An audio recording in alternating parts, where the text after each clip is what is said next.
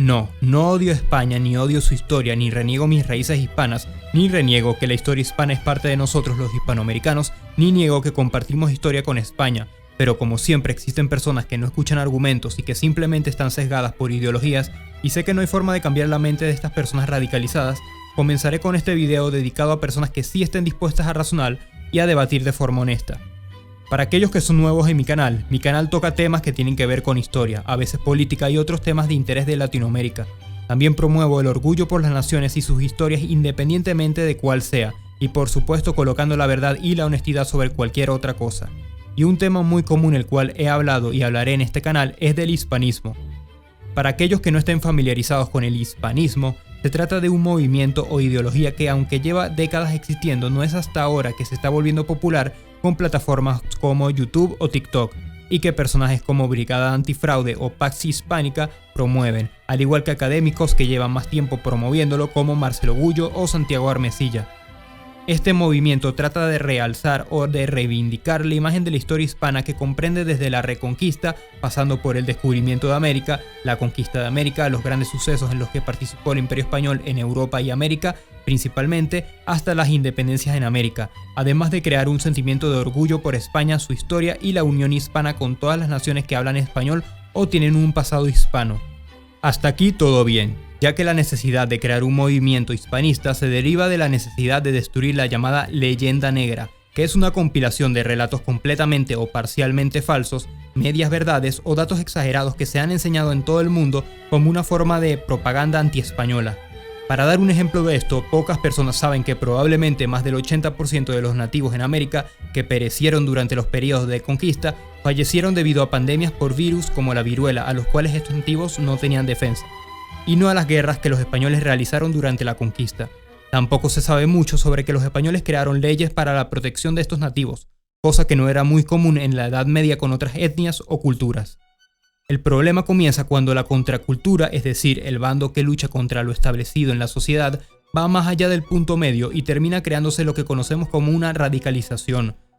Es por esta razón que no es extraño que ahora escuchemos a hispanistas radicalizados por todas partes decir mentiras de las independencias americanas para poder hablar mal de ellas, decir mentiras y desinformar sobre culturas enemigas de los españoles como fueron los aztecas, y también inventar historias sin ninguna evidencia histórica sobre masones, ingleses y próceres independentistas, o de mentir sobre la propia historia del Imperio Español colocándolos como el imperio más benevolente y moral de la historia.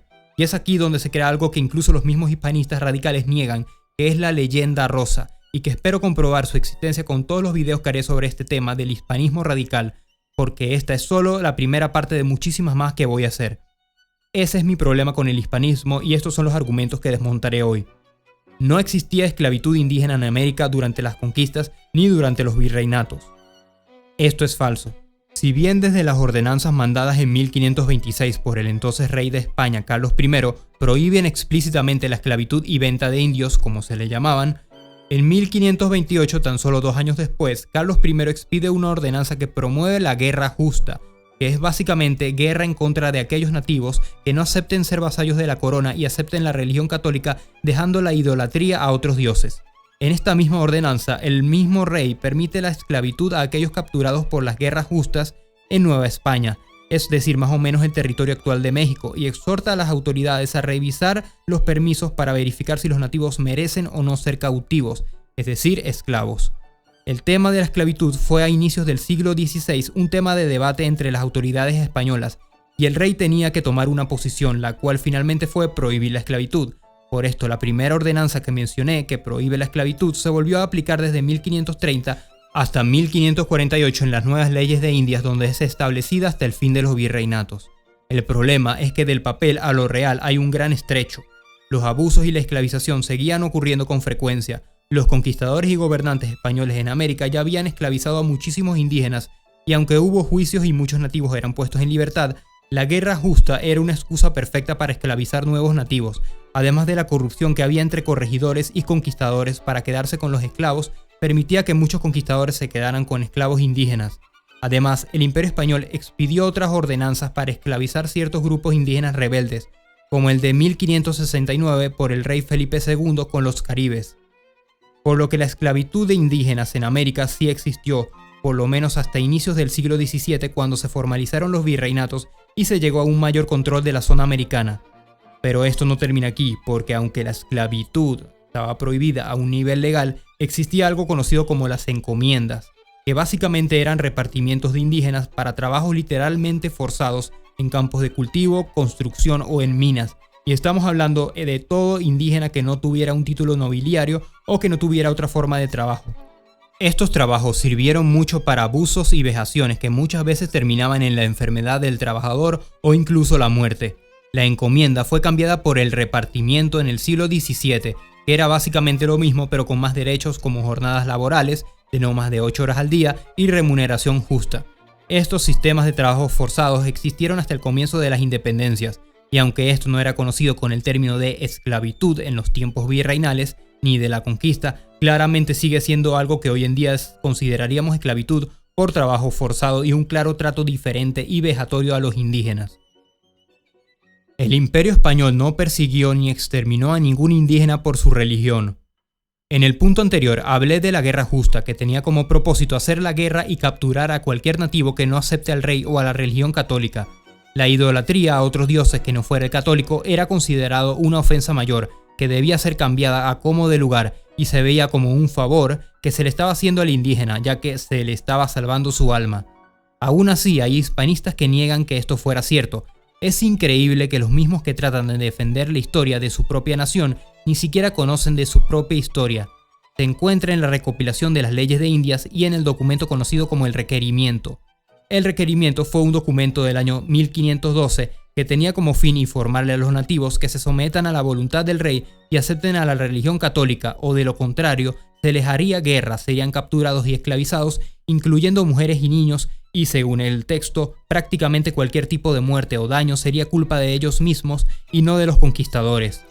Es un hecho y no es debatible que los indígenas que profesaban su propia religión y renegaron del catolicismo fueron perseguidos para darles captura y terminaron como esclavos en encomiendas o capturados, y si no se dejaban capturar pues se le daría la muerte.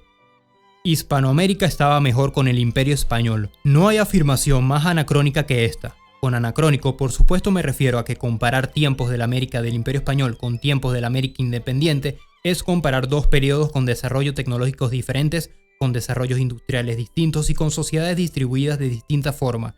Con esto lo que quiero decir es que es prácticamente imposible poder hacer un análisis y una comparación honesta sobre en cuál periodo se vivió mejor, sumando el hecho de que previo al siglo XIX la recopilación de datos como dietas, salarios, salud, crímenes y accidentes eran muy escasos en comparación a finales del siglo XIX. Y podemos ir más allá, pues si consideramos que el desarrollo industrial y tecnológico, así como el desarrollo de los medios de transporte como los trenes y barcos más rápidos, permitieron el movimiento más efectivo de mercancía como comida o medicina y mejoraron la dieta de las personas, facilitaron el trabajo sobre todo en minas y campos de cultivo, y se aumentó el desarrollo de nuevos inventos médicos que aumentaron la expectativa de vida luego de las independencias, terminaríamos viendo una sociedad mucho mejor en casi cualquier ámbito. Por esto es aún más ridículo que un hispanista asuma que se vivía mejor antes de la revolución industrial. Sin embargo, esto sigue siendo injusto. No se puede comparar ambos periodos sin tomar en cuenta ambos contextos tecnológicos, algo que ya de por sí, y con la escasa evidencia estadística y de datos, resulta casi imposible. Ahora, que justo después de las independencias los países estaban arruinados y sumidas en caos con constantes rebeliones. Por supuesto, esto es lo que hacen las guerras, o creen los hispanistas que con la conquista de América el continente no sufrió ningún tipo de daños. Hay que recordarles la cantidad de guerras que dejaron destruidas ciudades indígenas y que hicieron que varios nativos perdieran sus casas, la cantidad de rebeliones, abusos y esclavitud que se dio durante más de un siglo antes de que se formaran los virreinatos en América. Hay que recordar que el periodo de reconquista en la península ibérica contra los árabes no fue un proceso pacífico y bonito. Hay que recordar que también trajo inestabilidad, problemas económicos y deudas que duraron hasta el reinado de los Borbones. Incluso durante la época de los virreinatos, no todos los territorios estaban completamente dominados por los españoles, y se dieron muchísimas rebeliones tanto de indígenas como criollos. Un ejemplo de esto son las constantes guerras contra los araucanos, o las rebeliones de Túpac Amaru II, o la rebelión de los comuneros y muchísimos más. Tras las independencias, 6 décadas pasadas, Argentina pasó a tener el PIB per cápita más alto del mundo durante varios años y uno de los índices más bajos de pobreza del mundo, superando a Estados Unidos.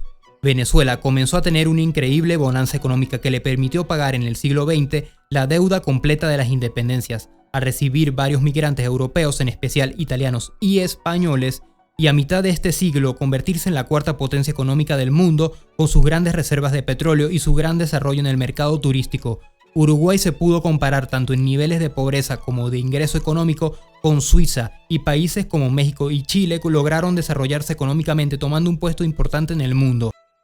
Si nos uniéramos todos los hispanos bajo la historia que nos conecta, nuestros problemas desaparecerían. Ese es el problema de los hispanistas radicales de hoy en día. Creen que la unión es la solución a todos nuestros problemas.